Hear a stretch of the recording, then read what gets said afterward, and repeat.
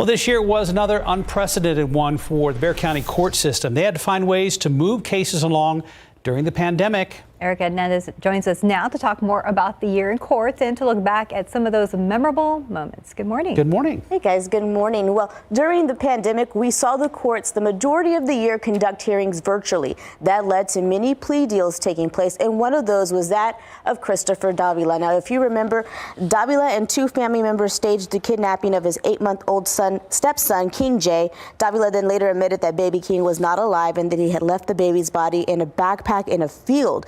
Davila was charged with injury to a child causing death. In June, he took a plea deal and pleaded no contest. He was sentenced to 40 years in prison.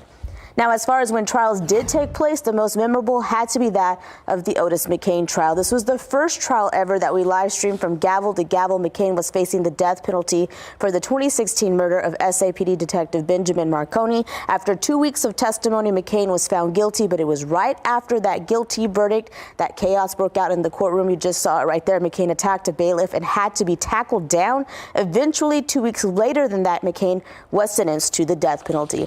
Now, the last memorable moment I want to mention is the retirement of Paul Venema. After over 40 years in the business, Paul signed out for the last time in May. It was a great honor for all of us to have worked alongside him, and I'm very proud to continue his work at the courthouse. Now, we have more memorable moments right now on our website. Just head to the court section to find this story. Steph, Mark? It was nice to see Paul on video, but see him again from afar. We miss him, but I don't think he misses us. No, I don't think he does. Yeah. But what about 2022? How's that looking for the court? You know, depending on what the pandemic does right now, it is planning that in January, when they do, on January 3rd, it's going to be fully open for the first time in almost 2 years since they had to close off and on this past year. And the docket is looking very stacked. There's a lot of big trials we're going to be looking at. That of Andre McDonald, which we talked, has been delayed over and over. We expect that to hopefully happen the beginning of the year, as well as that of Iman Johnson, who was the one who set the fire, is accused of setting the fire